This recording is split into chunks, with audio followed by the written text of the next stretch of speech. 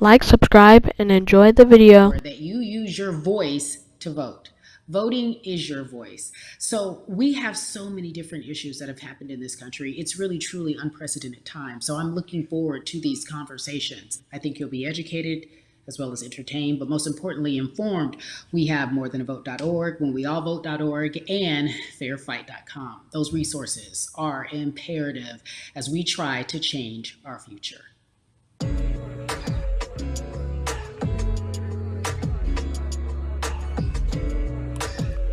Yeah, la la. There's no way that we can talk about hip hop or even the fact that we want to talk about activism, black voter suppression, without bringing in this guy straight from Port Arthur, Texas. We are talking about Bun B. He is an activist, a scholar, and an all-around gentleman. Thank you so much for spending some time with us. Bun, I don't want to start heavy, but I guess I have to because that's where we are in the world today. It's heavy as hell. And when you think about what needs to happen in this country in terms of change, what's the first thing that you think of? Equality. That's pretty much the first thing that comes to mind, right? Black people need to be seen as equals in this world. You know, we had to fight just to be recognized as a full citizen in this country and not three-fifths. The world is now seeing what we've known for so long in the culture and in the community. The one way that we can fight is obviously voting. Talk to me about what voting means to you. I hear people all the time talking about one vote doesn't matter and that voting doesn't make a difference. If that's true, why do they work so hard to suppress the black vote? Because they understand the power of the vote. And so it's time that black people collectively also understand the power of their vote. And not just on a national level, because a lot of times we only have this conversation every 4 years. People need to be very much involved in their local politics. They need to understand who their elected officials are, where they stand on issues that affect you. And you need to use your vote to either support the ones that care about you and your condition or to elect people who do. A newer initiative that we're dealing with is educating felons, right? So in the state of Texas, if you're a felon, right, if you've been to jail or to prison, but you're no longer on probation or parole, you have the right to register to vote. Another thing that was just brought to my attention, there's an initiative called Orange, which is happening not just in Houston, but all over the country. If you're in jail currently during pretrial, but you have not been convicted, like you're still in jail waiting for your day in court, you are still eligible to vote. And you said something so key. They work so hard to hope that we stay uninformed, but more importantly, to suppress the black vote. If you could do one thing with this message that we're trying to send today about how important voting is, what type of images would you like our people to understand and see when they go to these polls and vote or when they cast their ballots? I think the images that we've all seen, you know what I'm saying, for decades in this country, if not centuries in this country, we've seen black people oppressed. We've seen black people attacked. So every time you look back and you see those old black and white images of people of color being attacked by dogs and people of color being sprayed with hoses, that's what they were fighting for. Back then, they were just fighting for a chance to vote. People like Martin Luther King Jr., people like Malcolm X, these people died to help us be in a position to have the power that we have now, which is to be able to cast a vote and make a decision about the people that have controls over our lives. So, I mean, if you in your own community need a reason to vote, look at a person like George Floyd. If the people in your city are not open to police reform, are not open to having a conversation about defunding the police, are not open to issues concerning economic equality, judicial equality, and racial equality, right? If they're scared to say Black Lives Matter, you have the power to put people in those positions who do believe that Black Lives Matter, who do believe in racial equality, economic equality, judicial equality, right? That's right. Who see us as human beings. And if the people in your community don't feel that way, vote them out. It's that simple. It's just vote them out. We don't have enough time to sit around and hope that people change their minds. Yeah, Bumpy, you point out something so important. We have the power. And that is in our vote, and that is with our voice, and that's how we use our voice.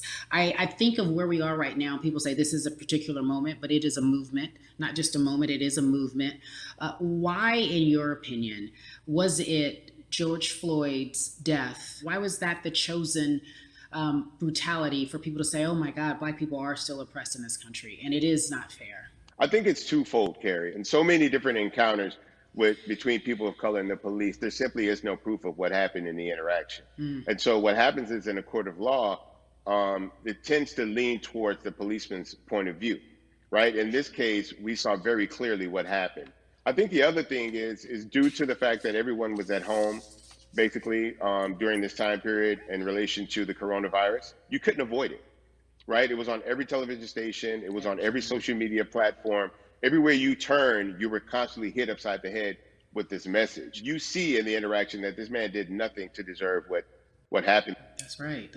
So well said, because if you think about it, in the grand scheme of things, it wasn't worth it, and he didn't have to lose his life. I think that you touched on something that a lot of people talk about, and that is now defunding the police. That has been such a huge conversation, but there's so many misconceptions around defunding and dismantling.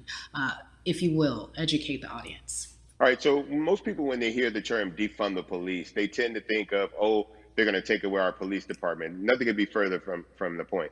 Defunding the police means that in certain communities, even Houston, take for example, we had over $1 billion allocated to our police force. Now, what is that money being used for? Some of that money tends to be allocated towards riot shields, right? Pepper spray, right? That kind of thing.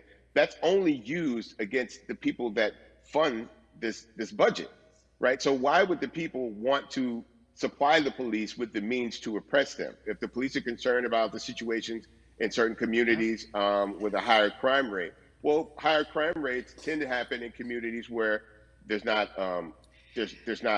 employment opportunities, right? There's not a lot of social services, and people are going to do what they need to do to take care of themselves and their families. When the community has more opportunities for employment, more opportunities for upward mobility, then they tend to be less of a strain on the government. They tend to have a lower crime rate. And because of that, we'll have less need for the police in those communities. You are passionate about so many different things in terms of making sure that we are holding our leaders accountable. Talk to me about some of the other projects that you're working on. Well, right now, obviously, being a part of More Than a Vote is essential. We're dealing with primaries in this country right now. And we just want to educate people. We want to inform people because people are tired, they're angry, they're concerned, and they want information and they want action. And so we want to make sure that we give them the right information and lead them in the right direction. And we thank the people that do not look like us for standing with us right now, because it's very important that people who aren't Black be involved. Because if Black people could have gotten rid of racism, we would have done it hundreds of years ago. And so I'm trying to use my voice and my platform just to let people know that if they feel like I do, there's a number of places they can go to enact change in their community. People need to know about how their city council runs. They need to know that they have the ability to speak when city council meets, to let them know that that's not the way that they feel their city needs to be run. Those are not the places that they feel the money of their community needs to be allocated. And Bubby, even a step further, they can run for office in their local community. They can run for positions. Like, people act like they leave it up to somebody else. If you're upset, it's not hard to get on the school board. It's not hard to be a part of the city council. It really isn't. And depending on how small your town is, you could be a mayor. It's the power is with the people. And we need to just know that that's happening. Absolutely. And it's always been with the people. You know, if you look at Trayvon Martin's mother, Sabrina Fulton, right? She felt that there was a system of racism and a system of oppression that led to her son's death. And so what did she do? She ran for city council and she was elected to city council. Our own former president, 44, Barack Obama, right, started in the community as an activist, ran for an elected position, became senator, ran for another elected position and became president of the United States. So don't think that you can't make a difference. You know what I'm saying? You don't need a lot of money. You don't need a lot of power. Your voice is enough to make a difference. Amen. I feel like I need to go out and run for something. You gave me a rousing speech there, sir. I'd be remiss if I didn't ask you this. When I talk to my brothers, I have to ask you, as a Black man, how are you doing? Are you okay? I'm good. I'm good. I have a very strong relationship with God, so prayer definitely works for me. I have children and grandchildren who are watching me, who are encouraged by what I do, and they're proud of me right now, you know, and that's really what matters, you know. The change starts at home, you know, so as long as you have a support system that believes in what you're doing and supports you in what you're doing, you have everything you need to go out there and fight the good fight. And for those that don't, there's a community of people here to help you. So you can go to places like morethanavote.org. There are many different places that will encourage you, inform you, and they will put you with groups of people that feel like you, that are ready to take action. So no one has to go about this alone if they want to do it. Yeah, we're stronger together. People have been saying it, but that has much more meaning now that we are in our movement, not just this moment. Bumby, it has been an education, always a pleasure. Thank you so much. I appreciate you. Keep fighting the good fight. Keep up the good fight.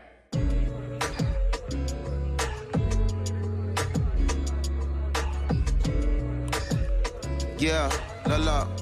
So our next guest, I have to admit, I'm a fan, but there are so many different people that we could talk to, and I thought it was so imperative that we speak with her. You know her as Molly on the huge, successful show Insecure, HBO's Insecure. She also has a comedy special highlighting her Nigerian roots, and she's an amazing podcaster. Let's welcome in Yvonne Orji, everyone. You have such a beautiful way of making things funny, giving us our medicine with some candy, right? The humor and the healing. You bring all of that to your space. And right now, as you look across this country and how everyone is so broken and so upset, if it's not social injustice, it's the pandemic, it's depression, it's unemployment, the list goes on and on. How are you doing, quite frankly? You know, I'm rediscovering self in a way that is hard but necessary, that will lead to ultimate joy. I know it sounds like a lot, but no, I think I personally think that God put all of us on a global timeout. Like we just, America hasn't done as good as other people when it comes to timeouts because everyone else is out playing at recess, and we're still in the principal's office hoping and wishing we can come out. But I think that if we settle into the timeout and really learn the lesson that we're supposed to learn from this season, I think we'll emerge better. We'll learn how to play well with others in more ways than one. And so personally for me, I'm taking this time to learn me in a new way. I feel like I'm being ushered into a new season, and I'm getting still, because sometimes the busy confounds the work that we're supposed to actually be doing. We're busy doing other stuff, but we got work that we need to do on the inside. And I'm leaning into it. I'm like, dang, I thought I was gonna be able to rest like everybody else. And God's like, nah, we got work to do. You know what? And I think that's what everybody is saying about 2020. It's demanding that we be better. And you said it's a global timeout. What do you mean by that? Yeah, it's like everyone sit down, be humble, to quote the great prophet Kendrick Lamar. But like, no, seriously, sit down and let's reevaluate some things. Let us unearth and shake up the things that we have been trying to hide within ourselves, within our nation. I think America is going through an unraveling right now, a much needed, a much necessary one. And I think all eyes on us, right? There is no, oh, I was on the subway for an hour, so I didn't miss that thing that happened. No, everybody was home. Everybody, was watching when George Floyd died, and everybody, no one could hide it. Everyone was watching when Amy Cooper called the cops. Like, this is a time where it's like, oh, we can't pretend it away. We can't excuse it away. No, no, no, no, no. It's a global timeout. Sit down, watch, and let's learn. And globally, it's like, hey, we were going business as usual, but it ain't usual no more. Like that's old. Anytime change occurs, it's very uncomfortable. And so right now we're sitting with we're getting we're getting comfortable with the uncomfortable. The minorities, we've been comfortable with being uncomfortable, because that to me explains just the existence for whatever we want to do, how we break into our careers, how we live our lives, how we find ourselves one of the few or one of the first. And that's a lonely road. When you look at, and when you talk about this global timeout, everybody had to pay attention to Amy Cooper, everyone had to pay attention to George Floyd. How is that helping us as a people, as a country, during our global timeout? I think, well, one, we're not minorities, Carrie. You already know it. It's like these labels that they put on us. It's like the same way of saying like black on black violence. Also, there's no white on white violence. It's branding. Yeah, right. It's all branding. Yeah, you're right. It's like white people kill white people every single day. So no, there is no black on black violence.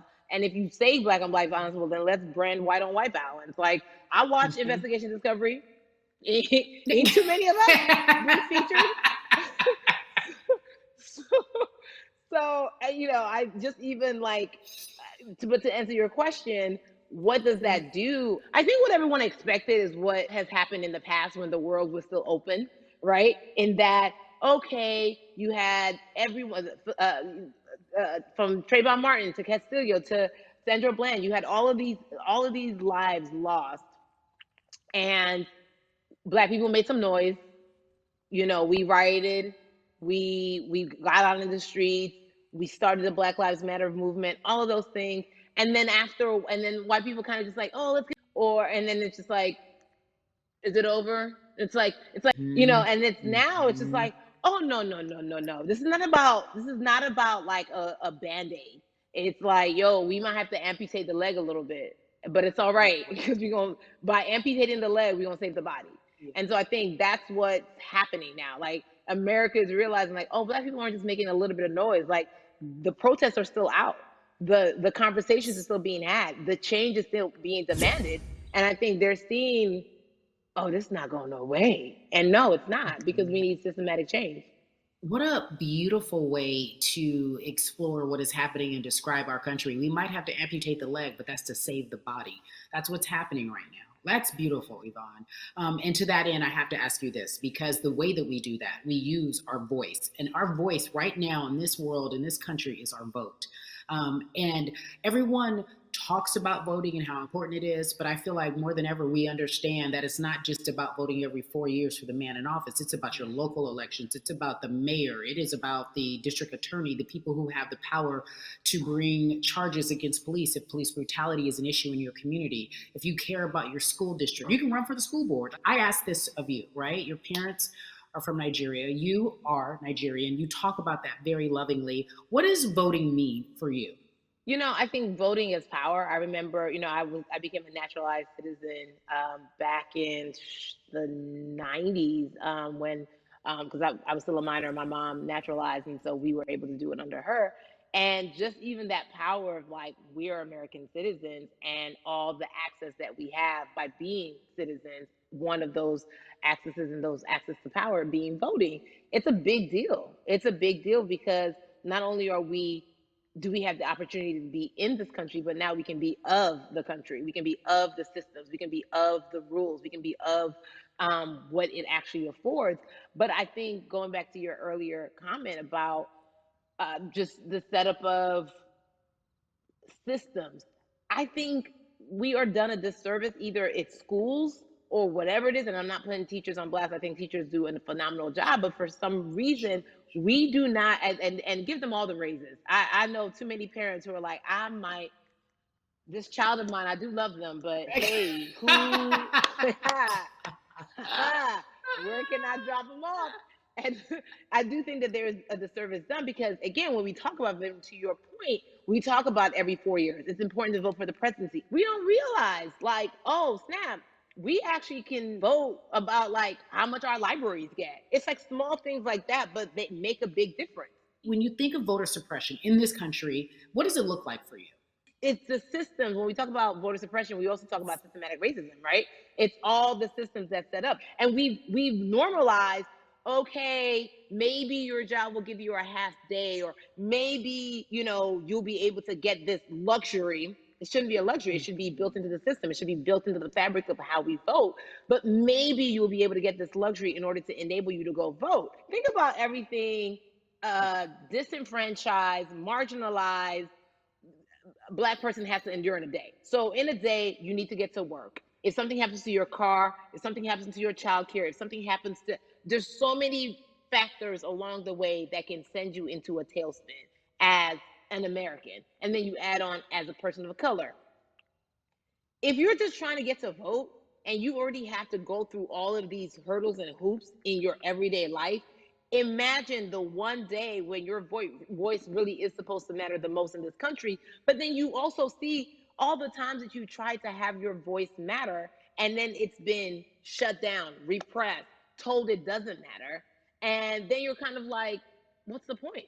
How do we keep hope though? If I'm watching this right now, how do we as a people stay hopeful? How do we believe in the promise that these quote unquote forefathers have given us?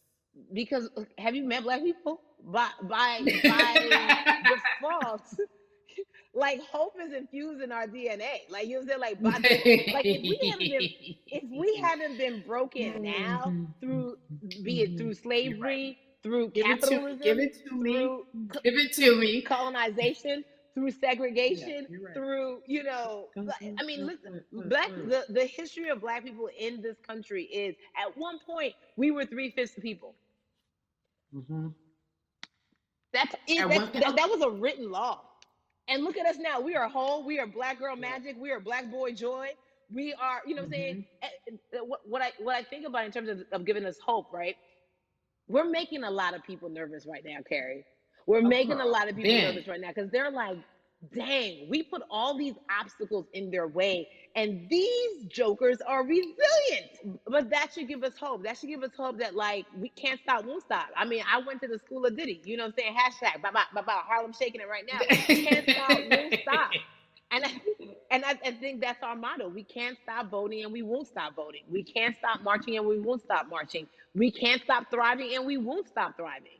To that end, because you led me directly there, I've been asking everyone who's appeared on this platform, what does activism look like? And I feel like back in the day, we had an idea. Yes, it is marching. Yes, it is protesting. Yes, it is speaking out against things that we feel are not right or unjust. But talk to me about what activism looks like for Yvonne Orji. Listen, activism, I think the beauty of activism is that it has many faces, right? You're going to have the people on the front lines. Like, you know what? Martin Luther King marched, but there were a lot of women who were in the homes like, hey, BT Dubs, when they come back, this is how we support all the people who are marching on the front lines, and we're going to be here doing it. So like, everybody has a position to play, and so play your position like a shortstop, bruh. So whoever you are and whatever you do, play your position. So activism could look like, you know what? I'm not the one that's built to be on the front line, but you know what? My pockets go deep, so I'm gonna support the people on the front line. You know, I'm a comedian. Black joy is a form of activism. There's always a call for entertainers or celebrities that have the platform to do something. Why aren't you speaking out? I'm not a believer in thinking that it's mandatory. Like you said, everyone can be an activist and be activated in different ways. But talk to me about the connection. Talk to me about the marginalization in your world and how you feel like it even inspires you to say more and use your platform to do more. Beneath the surface of what we do, like Niecy Nash says, it's the who, right? The who is the person who's going to be like, hey, let me call this out. Either blind racism in terms of overt racism, in terms of ways that we can be better, in terms of ways that we can actually be more uplifting to the community that you may not even realize that you're serving. Before I let you go, talk to me about the urgency, in your opinion, for people to vote, our people to get out and vote this coming election.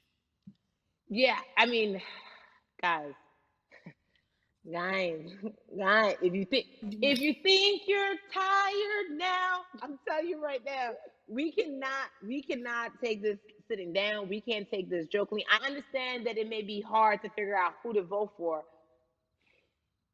but at the end of the day, we got to vote for our families. We got to vote for our legacies. We got to vote for continued progress. We have to vote for upward mobility. We have to vote for equality in a way that is long lasting.